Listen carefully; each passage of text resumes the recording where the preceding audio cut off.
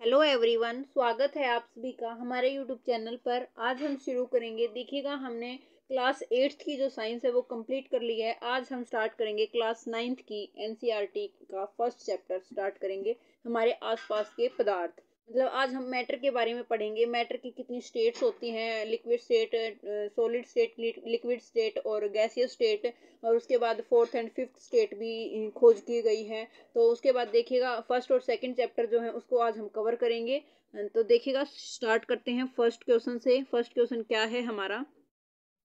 First है कि जो सामान्यतः पदार्थ द्रव्य की तीन अवस्थाएं ठोस, द्रव और गैस होती हैं, तो पदार्थ की इन अवस्थाओं के बारे में विचार कीजिएगा। जो फर्स्ट कथन दे रखा है वो क्या है कि जो ठोस हैं, ठोसों एवं द्रवों की तुलना में गैसों की जो कंप्रेसिबिलिटी होती है वो काफी कम होती है। लेकिन ये कथन गलत है, क्योंकि जो गैस है वो सबसे ज्यादा कंप्रेस्ड की जाती हैं। क्यों कंप्रेस की जा सकती है? क्योंकि देखिएगा, समझिएगा कि ये एक कंटेनर है, इसके अंदर सॉलिड है। जो सॉलिड होता है उसके जो पार्टिकल्स होते हैं उनके बीच में बहुत मतलब रेयर थोड़ा थोड़ा गैप होता है। उनके अंदर जो फोर्स ऑफ अट्रैक्शन होता है वो भी बहुत ज्यादा होता है।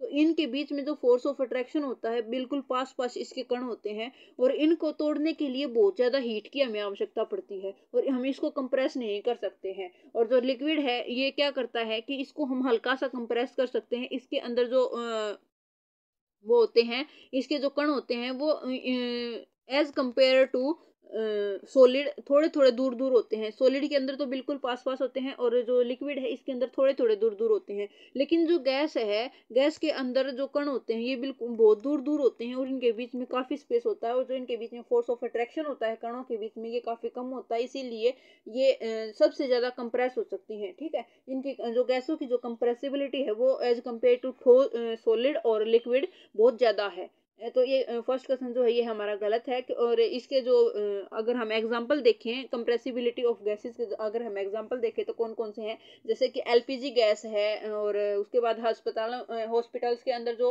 ऑक्सीजन सिलेंडर के अंदर जो गैस भरी जाती है वो भी होती है। और वाहनों में जो हमारे व्हीकल्स होते हैं उनके रूप उनमें ईंधन के रूप में एज ए फ्यूल जो हम यूज करते हैं, CNG gas, compressed natural gas, तो वो भी क्या होती है, कंप्रेस्ड नेचुरल गैस होती है। तो ये जो क्या होते हैं, ये सब ये कंप्रेसिबिलिटी ऑफ गैसेस के एग्जांपल हैं। तो जो गैस होती हैं, इन जो सॉलिड होते हैं इनके अंदर सबसे कम कंप्रेसिबिलिटी होती है, और जो गैसेस होती हैं इनके अंदर सबसे ज्यादा कंप्रेसिबिलिटी होती है। और जो लिक्विड स्टेट है इसके अंदर क्या होती है, बीच की जो ना तो सॉलिड जितनी और ना ही गैस जितनी, तो जो सॉलिड और गैस के बीच की जो कंप्रेसिबिलिटी होती है वो किसकी होती है, लिक्विड की होती है। ठीक है, उसके बाद नेक्स्ट देखिएगा, नेक्स्ट क्या है कि सेकंड, द्रव में ठोस, द्रव और गैस तीनों का विस्तरण संभव है। तो ये बिल्कुल सही है, सेकंड कथन बिल्कुल सही है कि जो दो या दो से अधिक पदार्थ होते हैं जो वे क्या करते हैं, एक दूसरे के साथ मिलकर होमोजेनियस मिक्सचर बनाते हैं। और जो ये होमोजेनियस मिक्सचर बनता है इसको हम क्या कहते हैं, विसरण कहते हैं। विसरण को इंग्लिश में क्या कहते हैं, डिफ्यूजन कहते हैं।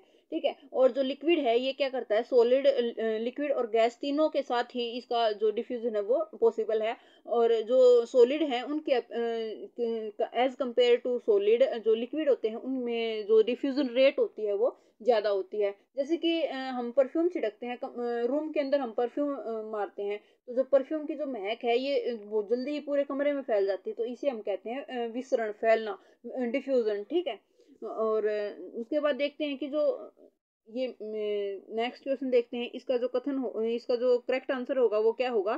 तो ऑप्शन बी जो है इसका करेक्ट आंसर होगा। इसमें केवल जो सेकंड कथन है ये बिल्कुल सही है। उसके बाद नेक्स्ट देखिएगा, नेक्स्ट क्वेश्चन क्या है हमारा, बर्फ और उस पर तापमान परिवर्तन के प्रभाव के संदर्भ में बताइएगा कि जो बर्फ है उस पर जो बर्फ और उस पर जो टेम्परेचर का इफेक्ट पड़ता है उसके बारे में बताइएगा। फर्स्ट है, बर्फ का गलनांक, मतलब गलनांक होता है मेल्टिंग पॉइंट, जिस पर ऐसा मेल्टिंग पॉइंट क्या होता है कि जिस ऐसा पदार्थ है जिस पर भी कोई भी ठोस है, सॉलिड स्टेट है जिस मैटर की, वो लिक्विड स्टेट में चेंज हो जाए, मतलब वो पिघलना स्टार्ट कर देता है। और वो द्रव बन जाता है, मतलब लिक्विड बन जाता है, तो उसको हम क्या कहते हैं, मेल्टिंग पॉइंट कहते हैं, गलनांक पॉइंट कहते हैं। और जो बर्फ है इसका जो मेल्टिंग पॉइंट होता है वो कितना होता है, 273.16 केल्विन होता है। 273.16 केल्विन होता है जो बर्फ है इसका मेल्टिंग पॉइंट। लेकिन ये इसको अप्रोक्सीमेटली हम कितना मान लेते हैं 273, इसको अप्रोक्सीमेटली मान लेते हैं। तो ये फर्स्ट कथन गलत है, इसमें दिया गया है 373 केल्विन होता है, लेकिन ये गलत है। 273 केल्विन इसका जो ये बर्फ है इसका मेल्टिंग पॉइंट होता है। और जब भी कोई जो लिक्विड है वो जिस टेम्परेचर पर उबलने लगता है तो उसको हम क्या कहते हैं, बॉइलिंग पॉइंट कहते हैं। और जो वाटर है उसका जो बॉइलिंग पॉइंट होता है वो कितना होता है, 100 डिग्री सेल्सियस होता है। और अगर उसको हम केल्विन के अंदर देखें तो 373 डिग्री, जो 373 केल्विन होता है वो होता है बर्फ, जो पानी है, जल है, उसका बॉइलिंग पॉइंट। ठीक है। उसके बाद नेक्स्ट देखिएगा, नेक्स्ट है बर्फ को गर्म करने पर संपूर्ण बर्फ के पिघल जाने तक उसका जो तापमान है वो एक समान रहता है। तो ये बिल्कुल सही है कि जो बर्फ है वो जब तक उसको हम एक बार गर्म करते हैं तो जब तक वो पिघल नहीं जाती तो उसका टेम्परेचर बिल्कुल इक्वल रहता है। और ये जो प्रोसेस होती है इसमें जो बर्फ है वो उस जो हीट देती है, जो भी कोई भी सॉलिड ले लो आप, इसमें सॉलिड हम बर्फ को ले रखे हैं, तो जो बर्फ है वो जो हीट एनर्जी रिलीज करेगी उसका जो यूज करेंगे हम, वो यूज किस लिए करेंगे कि जो इसके बीच इसके जो कण होते हैं उनके बीच में मैंने आपको बताया था कि जो अट्रैक्शन फोर्स होता है वो बहुत ज्यादा होता है, तो उनको तोड़ने के लिए हम एनर्जी की रिक्वायरमेंट होगी। तो जो एनर्जी होगी वो हम कहाँ से लेंगे, जो बर्फ है हम उसको गर्म करेंगे तो वो एनर्जी रिलीज करेगी, तो उस एनर्जी को हम कहाँ पर यूज करेंगे, जो कणों के बीच में जो अट्रैक्शन फोर्स है उसको कम करने के लिए, उसको घटाने के लिए हम उस एनर्जी का यूज कर लेंगे। ठीक है। और अगर हम बिना टेम्परेचर में इंक्रीज किए इसमें उसमें इंक्रीज करें तो जो उसकी हीट एनर्जी होती है उसको जो बर्फ है वो अवशोषित कर लेती है और उसको एब्जॉर्ब कर लेती है। अगर हम बिना टेम्परेचर को इंक्रीज करें उसको जो उसकी जो हीट एनर्जी होती है उसको जो बर्फ है वो एब्जॉर्ब कर लेगी। और क्या होगा कि जो जब वो पूरी गल जाएगी, मतलब पानी बन जाएगी, तो उसमें क्या होगा, वो एनर्जी उसने एब्जॉर्ब की थी वो उसी के अंदर छुपी रहती है। ठीक है। इसी कारण क्या है कि जो उसके जो टेम्परेचर है वो इक्वल रहता है। ठीक है। और जो ये जो हीट एनर्जी उसने एब्जॉर्व की है वो उसमें अधिक होती है। इसमें थर्ड जो कथन देखेंगे वो क्या होगा कि जो बर्फ के कणों की ऊर्जा समान तापमान पर जल के कणों की ऊर्जा से अधिक होती है। लेकिन ये गलत है, क्योंकि जो जल के कणों की ऊर्जा होती है वो ज्यादा होती है एज कम्पेयर टू बर्फ के कणों की ऊर्जा। और जो जल के कणों की ऊर्जा होती है उससे भी ज्यादा किसकी होती है, जो भाप होती है उसके कणों की जो ऊर्जा होती है। जब पानी मतलब वाष्पीकृत हो जाता है, भाप बन जाता है, तो उसमें जो लेटेंट हीट होती है, भाप की जो लेटेंट हीट होती है वो एज कम्पेयर टू वाटर ज्यादा होती है। तो इसीलिए जो उबलता हुआ पानी है वो हमारे हाथ को ज्यादा कम हानि पहुंचाता है, लेकिन जो उष्मा है वो हमारे हाथ को ज्यादा जो भाप होती है उससे हमारा हाथ ज्यादा जलता है, लेकिन उबलते पानी से हमारा हाथ कम जलता है। यही कारण है कि जो भाप है उसके अंदर क्या होती है, लेटेंट हीट होती है, छुपी हुई उष्मा होती है, जो जब हम उसको पिघालते हैं या फिर उसको वाष्पीकृत करते हैं, जब बर्फ को पिघालते हैं तो पानी बनता है, तो उसके अंदर जो ऊर्जा है वो एनर्जी एब्जॉर्ब होती है, वही लेटेंट हीट के रूप में होती है। और उसके बाद जो हम जल है उसको उसको वाष्पीकृत करेंगे, इवेपोरेट करेंगे, भाप बनाएंगे, तो उसके अंदर जो एनर्जी है वो एब्जॉर्ब होगी, वही लेटेंट हीट होगी। तो जो उसमें जो भाप में जो एनर्जी होगी वो ज्यादा होगी, लेटेंट हीट होगी वो ज्यादा होगी। इसीलिए जो भाप है वो हमारे लिए ज्यादा खतरनाक होती है। भाप से जो हमारा हाथ है वो जल्दी जलता है, लेकिन एज कम्पेयर टू उबलते पानी के। ठीक है। तो इसका अंदर जो क्या होगा, इसके अंदर जो सेकंड और थर्ड कथन है ये बिल्कुल सही है, और जो फर्स्ट कथन है ये गलत है। तो इसमें क्या पूछ रखा है कि उपयुक्त कथनों में से कौन सा सही है, तो केवल जो सेकंड है ये सही है इसमें, जो क्योंकि थर्ड है ये भी गलत है। मैंने आपको बताया कि जो जल के कण हैं उनकी जो ऊर्जा है वो बर्फ के कणों से अधिक होती है, लेकिन ये गलत है। इसमें क्या दे रखा है, बर्फ के कणों की ऊर्जा इसमें अधिक दे रखी है जल के कणों से। ठीक है। बी ऑप्शन इसका करेक्ट होगा। उसके बाद नेक्स्ट देखते हैं, निम्नलिखित में से टेम्परेचर का एसआई मात्रक बताना है। तो एसआई मात्रक है इसका टेम्परेचर का केल्विन। वैसे तो ये जो फ़ारेनहाइट है, सेल्सियस है, ये भी टेम्परेचर के ही मात्रक हैं, टेम्परेचर की यूनिट्स हैं, लेकिन जो केल्विन है ये इसका एसआई मात्रक है। जैसे कि जो पास्कल है ये किसका है, प्रेशर का जो दाब होता है उसका एसआई मात्रक कौन सा है, तो पास्कल है। ठीक है। और जो एटमॉस्फेयर में जो एयर होती है उसका जो प्रेशर होता है उसे हम क्या कहते हैं, एटमॉस्फेरिक प्रेशर कहते हैं। और जो समुद्र की सतह होती है, समुद्र की सतह पर एक जो एटमॉस्फेरिक प्रेशर होता है वो किसके इक्वल होता है, एक एटमॉस्फेरिक होता है, एक एटमॉस्फेयर होता है। और इसको हम किससे डिनोट करते हैं, तो ATM से हम इसको डिनोट करते हैं। जो समुद्र की जो सतह है, ये समुद्र की सतह है, इस पर जो एटमॉस्फेरिक प्रेशर होगा उसे हम क्या कहेंगे, 1 ATM कहेंगे, उसे हम 1 ATM कहेंगे। ठीक है। और इसे ही हम क्या कहेंगे, नॉर्मल प्रेशर कहेंगे। ठीक है। और जो ये ATM है ये किसको मापने में, तो जो गैसेस का जो प्रेशर होता है उसको मापने के लिए हम किसका यूज करते हैं, एटमॉस्फेयर का यूज करते हैं, 1 ATM का यूज करते हैं। ठीक है। उसके बाद देखिएगा जो केल्विन है, केल्विन ये टेम्परेचर का SI मात्रक है। और जो केल्विन इसमें क्या है कि जो 0 डिग्री सेल्सियस होता है ये किसके इक्वल होता है, तो 273.16 केल्विन के इक्वल होता है 0 डिग्री सेल्सियस। और इसको हम अप्रोक्सीमेटली मान लेते हैं 273। ठीक है। तो जो 273 है, अगर हमें टेम्परेचर दे रखा केल्विन के अंदर, तो हम उसे क्या करेंगे, केल्विन के अंदर दे रखा है तो सेल्सियस में चेंज करने के लिए हम उसमें से 273 माइनस कर देंगे। अगर हमें कोई भी टेम्परेचर क्या है वो केल्विन में दे रखा है और हमें सेल्सियस के अंदर चेंज करना है, सेल्सियस में चेंज करना है, तो हम क्या करेंगे, इस टेम्परेचर से 273 माइनस कर देंगे। ठीक है। और अगर हमें कोई टेम्परेचर सेल्सियस के अंदर दे रखा है तो उसके अंदर 273 प्लस करके हम किस में चेंज कर देंगे, केल्विन के अंदर चेंज कर देंगे। तो ऐसे हम इसको चेंज कर सकते हैं। ठीक है। उसके बाद नेक्स्ट क्वेश्चन देखिएगा, नेक्स्ट क्वेश्चन क्या है कि किसी ठोस पदार्थ के द्रव में परिवर्तित हुए बिना सीधे गैसीय अवस्था में परिवर्तित हो जाने की प्रक्रिया को क्या कहते हैं। तो जो ये प्रक्रिया होती है कि जो सॉलिड है वो सीधा गैस में चेंज हो जाए, तो उसको कहते हैं हम, ऑप्शन सी, सब्लिमेशन प्रोसेस कहते हैं। इवेपोरेशन किसे कहते हैं कि जो उसका बॉइलिंग पॉइंट होता है उससे लो टेम्परेचर पर ही कोई जो लिक्विड है वो भाप में चेंज हो जाए, वाष्प में चेंज हो जाए, इवेपोरेट हो जाए, तो उसको हम क्या कहते हैं, इवेपोरेशन कहते हैं। और डिफ्यूजन मैंने आपको अभी बताई थी। और जो सब्लिमेशन उसे क्या कहते हैं, जो सॉलिड है उससे सीधा इवेपोरेट होना, मतलब सॉलिड से सीधा गैस स्टेट में चेंज होना, उसको क्या बोलते हैं, हम सब्लिमेशन प्रोसेस बोलते हैं। ठीक है। उसके बाद नेक्स्ट क्वेश्चन देखिएगा, नेक्स्ट क्या है कि निम्नलिखित में से किसको शुष्क बर्फ कहते हैं। ड्राई आइस के नाम से किसे जानते हैं, तो जो सॉलिड CO2 होती है, ऑप्शन फर्स्ट, ऑप्शन ए है ये करेक्ट आंसर होगा। जो सॉलिड CO2 होती है इसको हम ड्राई आइस के रूप में जानते हैं, क्योंकि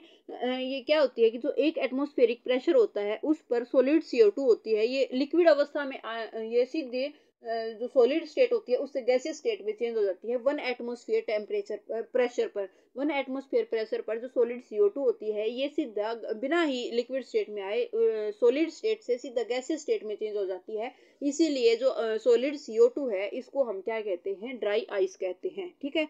उसके बाद नेक्स्ट क्वेश्चन देखिएगा, नेक्स्ट क्वेश्चन क्या है हमारा, नेक्स्ट क्वेश्चन आता है, वैज्ञानिकों ने पदार्थ की चौथी और पांचवी अवस्था के रूप में क्रम से प्लाज्मा, चौथी अवस्था प्लाज्मा और बोस आइंस्टाइन कंडेंसेट जो उसको प्राप्त किया है, फिफ्थ अवस्था है। उसके बाद फर्स्ट ऑप्शन देखते हैं, फ्लोरोसेंट ट्यूब और न्यून बल्ब में प्लाज्मा होता है। बिल्कुल सही कथन है कि जो फ्लोरोसेंट ट्यूब होती है और जो ये न्यून बल्ब होता है उसके अंदर प्लाज्मा होता है। इसमें इस प्रोसेस को समझिएगा, क्या होता है कि जो हमारी बल्ब होती है कैसे चमकती है, जो प्लाज्मा है ये फोर्थ स्टेट है, किसी भी मैटर की फोर्थ स्टेट है इसको। और इसमें क्या होता है कि जो कण होते हैं वो अत्यधिक बहुत ज्यादा ऊर्जा वाले और बहुत ज्यादा उत्तेजित होते हैं। ठीक है। और ये जो कण ये आयंस हैं, ये इसके अंदर जो आयंस होते हैं वो आयनाइज्ड गैस के रूप में होते हैं, गैस के रूप में होते हैं। और जो फ्लोरेसेंट ट्यूब है और न्यून बल्ब है उसमें मैंने बताया क्या प्लाज्मा होता है। और जो प्लाज्मा होता है उसके अंदर जब हम उसमें इलेक्ट्रिसिटी पास करते हैं, जब भी हम बल्ब ऑन करते हैं तो उसमें से इलेक्ट्रिसिटी पास होती है। और जब वो इलेक्ट्रिसिटी पास होगी तो जो प्लाज्मा है वो चमकने लगता है। इसी के कारण जो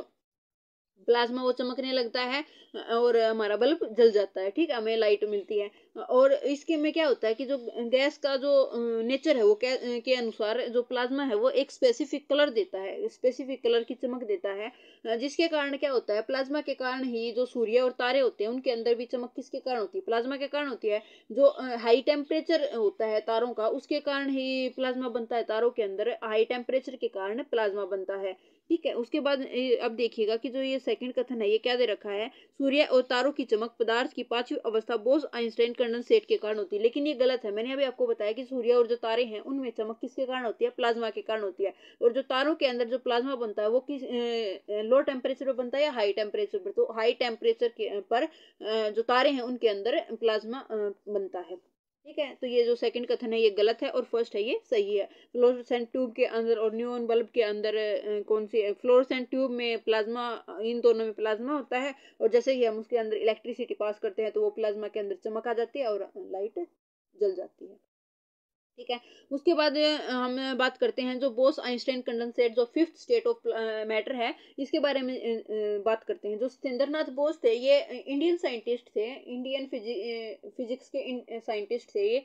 और इन्होंने क्या किया था 1920 के अंदर, 1920 में इन्होंने जो मैटर की जो फिफ्थ स्टेट है ये बोस आइंस्टाइन कंडेंसेट, तब तक इसका नाम नहीं रखा गया था, इसके बारे में कुछ गणना की थी, मतलब कुछ सोर्स थे उनसे इसके बारे में थोड़ा सी इसको भनक लगी थी। लेकिन जो उसके आधार पर ही क्या किया, जो अल्बर्ट आइंस्टाइन साइंटिस्ट थे उन्होंने इसकी घोषणा कर दी। जो इसकी नई अवस्था, इन्होंने तो इसकी गणना की, मतलब सोर्स सारे इकट्ठे किए और इसके बारे में थोड़ी सी ऐसी की भाई ऐसी ऐसी कुछ हो सकती है स्टेट। लेकिन जो आइंस्टाइन थे, अल्बर्ट आइंस्टाइन थे, उन्होंने क्या किया कि इसकी घोषणा कर दी कि बोस आइंस्टाइन कंडेंसेट कहा गया, और उसको क्या किया गया, बोस आइंस्टाइन कंडेंसेट इसका नाम रख दिया। जो सत्येंद्रनाथ बोस है इसके पीछे का बोस ले लिया, और अल्बर्ट आइंस्टाइन है उसके पीछे का आइंस्टाइन ले लिया, तो बोस आइंस्टाइन कंडेंसेट, मतलब इन दोनों ने मिलकर इसको बनाया है। और उसके बाद 2001 में इसके लिए इनकी जो प्राप्त करने के लिए अवस्था जो प्राप्त की है उनके लिए 3 जो अमेरिका के साइंटिस्ट हैं उनको नोबेल प्राइज भी दिया गया है। कब, 2001 के अंदर। तो इसका जो करेक्ट आंसर होगा वो कौन सा होगा, ऑप्शन ए इसका करेक्ट आंसर होगा। जो फर्स्ट कथन है ये बिल्कुल सही है, लेकिन जो सेकंड है ये गलत है। चलिए का नेक्स्ट क्वेश्चन देखते हैं। नेक्स्ट क्वेश्चन क्या है हमारा कि क्वथनांक से कम तापमान पर द्रव के वाष्प में परिवर्तित होने की प्रक्रिया वाष्पीकरण कहलाती है। वाष्पीकरण के बारे में बताइएगा। जो फर्स्ट है मतलब वाष्पीकरण है इवापोरेशन। जो क्वथनांक होता है इसको हम कहते हैं बॉइलिंग पॉइंट। बॉइलिंग पॉइंट से लो टेम्परेचर पर ही जब भी कोई लिक्विड है वो भाप में चेंज हो जाता है तो उसको हम क्या बोलते हैं, गैस में चेंज हो जाता है तो उसको हम क्या बोलते हैं, इवेपोरेशन प्रक्रिया। और अगर सॉलिड से सीधा गैस में तो सब्लिमेशन बोलते हैं। उसके बाद फर्स्ट कथन दे रखा है यह एक सही परिघटना है, तो ये एक सरफेस पर ही संपन्न होने वाली ये जो प्रक्रिया है इवेपोरेशन है ये सरफेस पर ही पूर्ण हो जाती है, इसे हम सही परिघटना बोलते हैं। उसके बाद है कि जो ये इवेपोरेशन प्रोसेस है, इवेपोरेशन है ये कि बहुत सारे कारकों पर, इवेपोरेशन रेट है ये बहुत सारे कारकों पर निर्भर करती है। तो ये कौन कौन से हैं, जैसे टेम्परेचर है बिल्कुल निर्भर करती है, आर्द्रता ह्यूमिडिटी पर भी निर्भर करती है, और जो एयर की जो स्पीड होती है उसके उस पर भी ये निर्भर करती है। और जो ये सरफेस एरिया है उस पर भी इवेपोरेशन रेट डिपेंड करती है। जो अगर वायुमंडल की ओर, जो एयर एटमॉस्फेयर की ओर एक्सपोज होता है, मतलब खुला हुआ होता है, जो सरफेस होता है ये इसका एटमॉस्फेयर की तरफ एक्सपोज होना चाहिए। ठीक है, उसके बाद थर्ड है इससे ठंडक उत्पन्न होती है। बिल्कुल सही है ये भी कि इससे ठंडक उत्पन्न होती है, लेकिन वो कैसे होती है देखिएगा, जब भी इवेपोरेशन के दौरान जो भी ऊर्जा कम होती है, जो भी एनर्जी लॉस होती है, उसको दोबारा से रिकवर करने के लिए क्या करता है, लिक्विड अपने जो आसपास के उसके कण होते हैं उनसे एनर्जी को एब्जॉर्ब कर लेते हैं। और इस कारण जो आसपास से जो ऊर्जा को एनर्जी को एब्जॉर्ब करते हैं उसके कारण इसमें ठंडक होती है।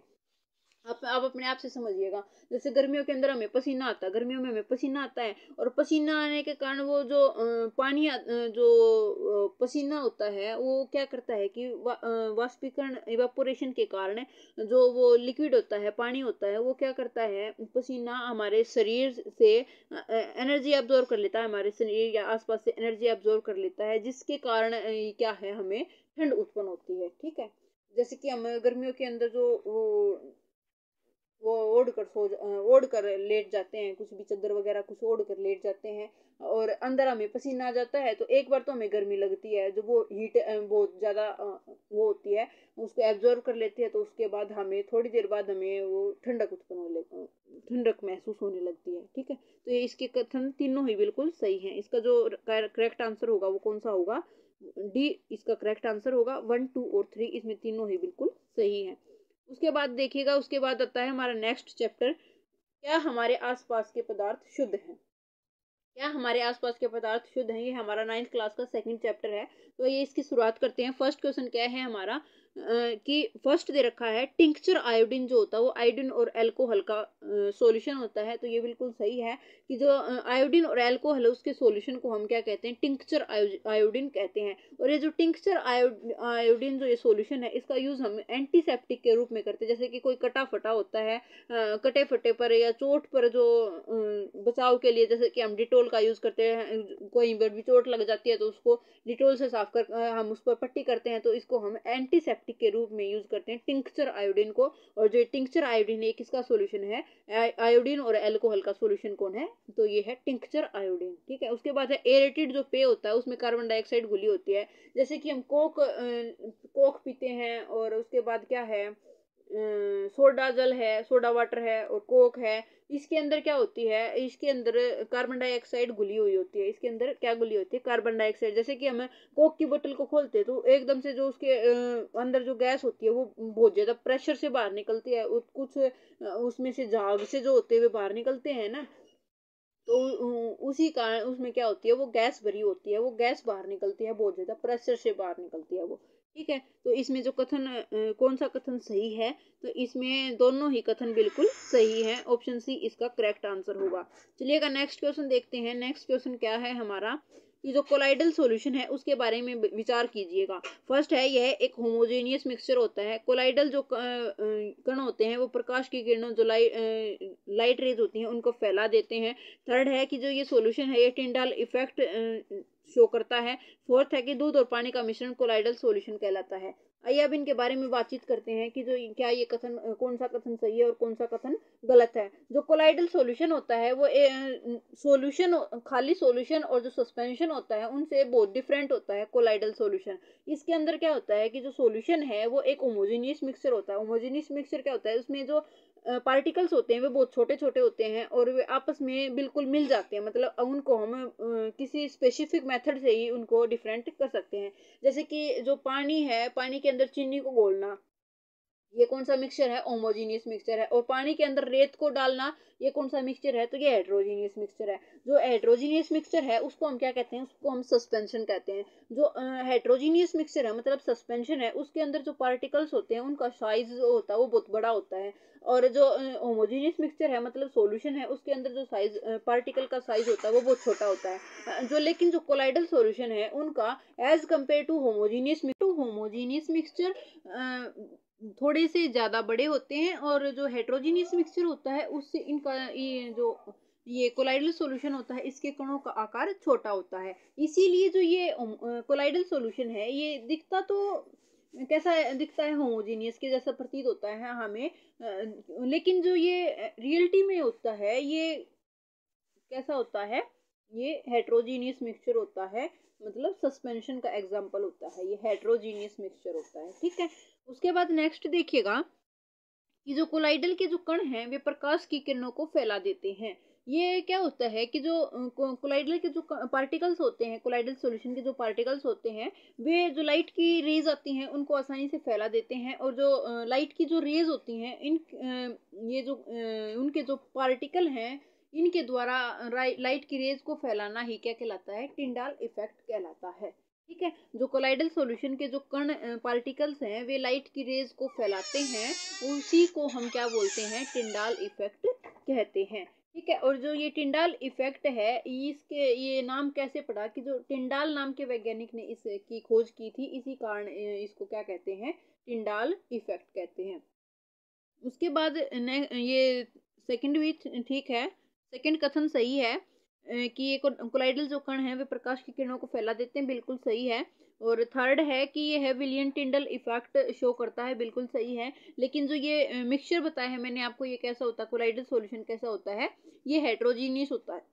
दिखने में तो ये होमोजीनियस जैसा दिखता है, लेकिन ये रियलिटी में होता कैसा है, हेट्रोजीनियस होता है। उसके बाद फोर्थ कथन देखेंगे।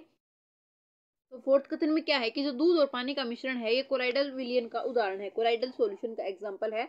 तो ये क्या है कि जो दूध और पानी का जो मिक्सचर है ये बिल्कुल कोलाइडल सॉल्यूशन का एग्जांपल है, और ये टिंडल इफेक्ट को भी शो करता है। तो ये कथन भी बिल्कुल सही है। ठीक है, जो ये टिंडल इफेक्ट दूध और पानी का मिश्रण वाला एग्जांपल है, ये भी बिल्कुल सही है। तो इसका जो करेक्ट आंसर होगा वो कौन सा होगा? ऑप्शन बी करेक्ट आंसर होगा। सेकंड, थर्ड और फोर्थ इसके अंदर सही है, लेकिन फर्स्ट गलत है। ये मिक्सचर कैसा होता है? कोलाइडल सॉल्यूशन है। ये कैसा होता है? हेट्रोजीनियस मिक्सचर होता है। उसके बाद नेक्स्ट क्वेश्चन देखिएगा। नेक्स्ट क्वेश्चन क्या है कि जब कमरे में किसी छोटे छिद्र से प्रकाश की किरण आती है तो कमरे की धूल और कार्बन कणों द्वारा फैला दी जाती है। जो कमरे की धूल होती है उसको कार्बन कणों और जो कार्बन कण होते हैं उनको फैला दिया जाता है, जिससे किरण का जो मार्ग है वो दिखाई देता है। यह घटना निम्नलिखित में से किसका उदाहरण है? फर्स्ट ऑप्शन है टिंडल प्रभाव का, टिंडल इफेक्ट का है, या फिर सेकंड है प्रकाश विद्युत प्रभाव का, या थर्ड है प्रकाश का जो विकिरण होता है उसका प्रभाव है। तो ये जो कोई भी होल है, बंद कमरा है, उसके अंदर किसी भी छोटे से होल से जो प्रकाश की किरण आती है उसमें हमें जो धूल के जो कण होते हैं वो ज्यादा जल उड़ते हुए दिखाई देते हैं। तो उसी को ये जो कौन सा प्रभाव होता है? ये टिंडल इफेक्ट होता है। जैसे कि जो घने जंगल होते हैं, घने जंगलों में बहुत सारे वन होते हैं, गहरे वन होते हैं, उनके अंदर जो सूर्य की जो किरण गुजरती है और वहां पर जो कोहरे में जो उपस्थित छोटे छोटे कण होते हैं वे हमें दिखाई देने लगते हैं। और इन जो जल के कण जो होते हैं वे कुलाइड कणों के समान ही व्यवहार करते हैं। ठीक है, तो इसमें क्या होता है? ये टिंडल इफेक्ट शो करता है। उसके बाद नेक्स्ट क्वेश्चन देखिएगा। नेक्स्ट क्वेश्चन क्या है कि जो निम्नलिखित में से कौन से कोलाइड्स के एग्जाम्पल हैं? कोलाइड सॉल्यूशन के एग्जाम्पल कौन से हैं? फर्स्ट है वाहनों से निकलने वाला धुआं, सेकंड है शेविंग क्रीम, थर्ड है पनीर, फोर्थ है बादल। तो ये जो सारे हैं ये सभी कोलाइडल सॉल्यूशन के एग्जाम्पल हैं। लेकिन जो कोलाइडल सॉल्यूशन हैं उनके वे भी बहुत टाइप के होते हैं। उसके बाद मैं आपको कुछ बताती हूँ जो कोलाइडल सॉल्यूशन के जो टाइप्स होते हैं उनके बारे में बताती हूँ। कि जो कोहरा है, जो ये वाहनों से निकलने वाला धुआं है, या फिर जो बादल है, या फिर कोहरा है, ये किसके एग्जांपल आते हैं? तो ये एरोसोल के अंदर आते हैं। किसके अंदर आते हैं? एरोसोल के अंदर आते हैं। एरोसोल कोलाइडल सॉल्यूशन के अंदर आते हैं। वाहनों से निकलने वाला धुआं, बादल है, कोहरा है, ये किसके अंदर है? एरोसोल के अंदर है। उसके बाद देखिएगा जो शेविंग क्रीम है, फोम है, रबड़ है, या फिर स्पंज है, प्यूमिस है।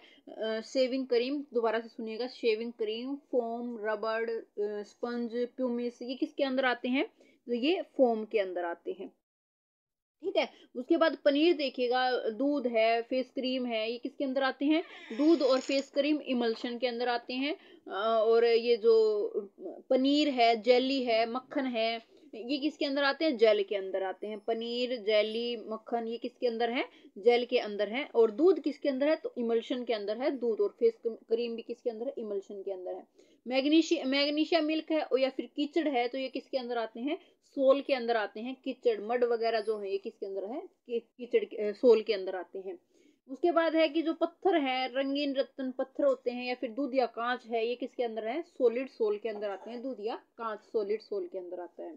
ठीक है, तो उसके बाद नेक्स्ट देखिएगा, इसका जो कथन है वो कौन सा सही है? इसका करेक्ट आंसर होगा 1 2 3 4, इसका करेक्ट आंसर होगा। नेक्स्ट क्वेश्चन देखिएगा। नेक्स्ट क्वेश्चन क्या है हमारा? निम्नलिखित प्रक्रियाओं पर विचार कीजिएगा कि जो जांच प्रयोगशाला में रक्त और मूत्र की जांच के लिए हम कौन सी जो क्रिया है उसका उपयोग करते हैं? डेयरी और घर में क्रीम से मक्खन निकालने के लिए, कपड़े धोने की मशीन में भीगे कपड़ों को सुखाने के लिए हम कौन सी जो विधि है उसको यूज करते हैं? तो इसमें सेंट्रीफ्यूगेशन विधि दे रखी है। इसके तहत हम ये बताइएगा कि ये तीनों जो कार्य हैं ये सेंट्रीफ्यूगेशन विधि के तहत किए जाते हैं या नहीं।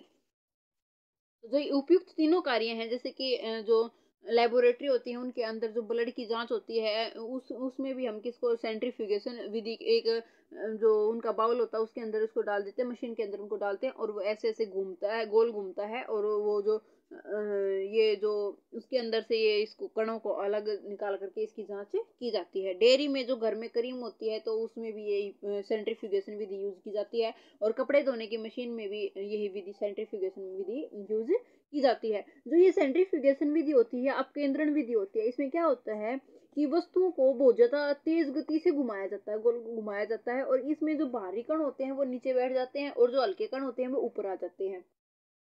ठीक है, और इसी विधि से दूध से जो क्रीम है वो भी अलग की जाती है। तो ये तीनों ही कथन बिल्कुल सही हैं। ऑप्शन डी इसका करेक्ट आंसर होगा। उसके बाद नेक्स्ट देखिएगा। नेक्स्ट क्वेश्चन कौन सा है? नेक्स्ट क्वेश्चन है प्रक्रियाओं में क्रोमेटोग्राफी। क्रोमेटोग्राफी के बताने हैं। फर्स्ट है डाई में से रंगों को पृथक करना, अलग करना। जो डाई है उसमें से अलग जो कलर किए हैं हमने उसमें से उनको सेपरेट करना, ये क्रोमेटोग्राफी होता है। या फिर प्राकृतिक रंग होते हैं जो नेचुरल कलर होते हैं उनसे पिगमेंट को अलग करना। या फिर जो ब्लड होता है उसमें से ड्रग्स को सेपरेट करना और धातु शोधन के दौरान लोहे को अलग करना, ये इस क्रोमेटोग्राफी के अंतर्गत आते हैं। तो देखिएगा जो इसमें डाई है इसमें से कलर को अलग करना ये भी क्रोमेटोग्राफी के तहत होता है। और जो ब्लड होता है ब्लड में से ड्रग, जैसे जो पुलिस वाले होते हैं वे चेकिंग करते हैं कि कहीं यात्रा करते टाइम मतलब ड्रग्स तो नहीं ले रखी इसने, तो वो किसका यूज करते हैं? क्रोमेटोग्राफी का ही यूज करते हैं। और जो नेचुरल कलर्स होते हैं उनसे पिगमेंट को अलग करने के लिए भी हम क्रोमेटोग्राफी का यूज करते हैं। लेकिन जो कथन फोर्थ है, जो धातु शोधन के दौरान जो लोहे को हम अलग करते हैं वो किसके द्वारा? तो वो सेपरेटिंग फनल के द्वारा, मतलब कीप, जो पृथक्करण कीप होती है उसके द्वारा हम इसको अलग करते हैं। और इस विधि के द्वारा क्या होता है कि जो आपस में ना मिलने वाले द्रव होते हैं उनको हम द्रव घनत्व के अनुसार विभिन्न परतों में हम उनको विभाजित कर देते हैं। मतलब जिनका जो घनत्व है वो सबसे कम होगा वो सबसे ऊपर होंगी, वो परत सबसे ऊपर होगी। और जिसका घनत्व सबसे ज्यादा होगा वो परत सबसे नीचे होगी। ठीक है, घनत्व के आधार पर इसका पृथक्करण किया जाता है। तो इसका कथन जो करेक्ट आंसर है वो कौन सा होगा? 1, 2, 3 इसका करेक्ट आंसर होगा। और जो फोर्थ है ऑप्शन है ये इनमें चारों में गलत है। तो फोर्थ ऑप्शन इन देखो इन चारों में दे रखा है और इसमें नहीं है, तो ये इसका करेक्ट आंसर होगा। उसके बाद नेक्स्ट क्वेश्चन चलते हैं। नेक्स्ट क्वेश्चन क्या है हमारा? निम्नलिखित प्रक्रियाओं में से कौन क्रिस्टलाइजेशन के उपयोग है? क्रिस्टलाइजेशन जो मेथड है ये किस में यूज किया जाता है? फर्स्ट है समुद्री जल द्वारा प्राप्त नमक को शुद्ध करना। सेकंड है नमक से कपूर को पृथक करना। थर्ड है अशुद्ध नमूने से फिटकरी को पृथक करना। फोर्थ है वायु से विभिन्न गैसों को पृथक करना। तो इसमें क्या है, इसमें जो समुद्री जल है उससे हम नमक को अलग करते हैं, नमक को शुद्ध करते हैं। वो तो क्रिस्टलाइजेशन जो प्रोसेस होती है इसके अंदर क्या होता है कि जो भी सॉलिड होता है उसके क्रिस्टल्स की फॉर्म में हमें सॉलिड प्राप्त होता है। क्रिस्टल की फॉर्म में सॉलिड प्राप्त होता है तो उसको हम क्या कहते हैं? क्रिस्टलाइजेशन प्रोसेस कहते हैं। ठीक है, और ये सॉलिड जो पदार्थ होते हैं उनको शुद्ध करने के लिए यूज किया जाता है। इसमें जो ये नमक होता है ये हमें क्रिस्टल की फॉर्म में प्राप्त होता है समुद्र से, तो इसमें क्रिस्टलाइजेशन प्रोसेस होगी। और जो अशुद्ध नमूने से जो फिटकरी है वो भी हमें क्रिस्टल के रूप में प्राप्त होती है, तो इसमें भी क्रिस्टलाइजेशन होगी। लेकिन जो नमक से कपूर को पृथक करना है ये कौन सी है? ये सब्लिमेशन का है। कपूर जो कपूर होता है ये कौन सी प्रोसेस का होता है? सब्लिमेशन, मतलब ये सॉलिड से सीधा गैस में कन्वर्ट होता है, तो ये सब्लिमेशन मेथड का एग्जांपल है। उसके बाद जो ये वायु से विभिन्न गैसों को पृथक करना है, इसके जो अगर हम एयर से गैसेस को सेपरेट करते हैं तो उसके लिए हम फ्रैक्शनल डिस्टिलेशन जो मेथड है उसका यूज करते हैं, ना कि इसका क्रिस्टलाइजेशन मेथड का। इसमें क्या होता है कि जो पेट्रोलियम वगैरह होते हैं या फिर एयर होती है उनसे गैसेस को अलग करने के लिए, या फिर पेट्रोलियम से उनके जो उसके घटक होते हैं उनको अलग करने के लिए हम फ्रैक्शनल डिस्टिलेशन का यूज करते हैं। ठीक है, तो इसका जो करेक्ट आंसर होगा वो कौन सा होगा? ऑप्शन बी इसका करेक्ट आंसर होगा। जो फर्स्ट और थर्ड है समुद्री जल से नमक प्राप्त करना और अशुद्ध नमूने से फिटकरी प्राप्त करना, ये क्रिस्टलाइजेशन के एग्जाम्पल हैं। और ये कपूर वाला है ये सब्लिमेशन का है। और वायु से विभिन्न गैसों को पृथक करना ये फ्रैक्शनल डिस्टिलेशन का है। उसके बाद नेक्स्ट क्वेश्चन चलते हैं। तो फ्रेंड्स आज के लिए इतना ही। उसके बाद देखिएगा एक क्वेश्चन मैं आपको बता देती हूँ कि जो मोमबत्ती होती है, मोमबत्ती, इसके अंदर जब ये मोमबत्ती जलती है, जो जलना है तो ये कौन सी क्रिया होगी इसके अंदर? मोमबत्ती के अंदर जलना, ये केमिकल प्रोसेस होगी। और जो मोमबत्ती अगर पिघलती है, जब मोमबत्ती पिघलती है तो मोमबत्ती के अंदर पिघलेगी तो कौन सी प्रोसेस होगी? तो फिजिकल प्रोसेस होगी। और अगर जलेगी तो केमिकल प्रोसेस होगी। ठीक है, ये क्वेश्चन इसमें एक क्वेश्चन और रहता था, तो इसमें मोमबत्ती वाला कंसेप्ट है जो इसमें अगर मोमबत्ती जलेगी, देखेगा जैसे हम मोमबत्ती को जलाएंगे तो वो पिघलेगी, उसका जो उसको हम क्या बोलेंगे? फिजिकल प्रोसेस बोलेंगे। फिजिकल चेंज बोलेंगे। और जो ये मोमबत्ती जो मोम है, फिर वो मोम पिघलने के बाद जब वो मोम जलता है तो उसको क्या बोलते हैं, हम केमिकल चेंज बोलते हैं। अब केमिकल और फिजिकल चेंज होते क्या है कि जो केमिकल चेंज है उसके अंदर हम उस जो भी मैटर होता है उसको दोबारा से रीयूज नहीं कर सकते, मतलब रिसाइकल नहीं कर सकते, उसको दोबारा से रीजनरेट नहीं कर सकते। और अगर हम दोबारा से जिस चीज को रीजनरेट कर सकते हैं तो उसको बोलते हैं फिजिकल चेंज। फिजिकल चेंज जैसे बर्फ जो है उसका पानी में चेंज होना, ये कैसा चेंज है, फिजिकल चेंज है। और मोमबत्ती है, इसका जलना या किसी भी चीज का जलना, बर्न होना, ये केमिकल चेंज होता है। और उसको अगर हम दोबारा से बना सकते हैं तो ये फिजिकल चेंज होता है। ठीक है, तो फ्रेंड्स ये 2 चैप्टर हमारे कंप्लीट हुए। कल मिलते हैं नेक्स्ट चैप्टर में, थर्ड चैप्टर, जिसमें हम पढ़ेंगे परमाणु और अणु। थैंक यू फ्रेंड्स, आज के लिए इतना ही। मिलते हैं नेक्स्ट वीडियो में। Thank you.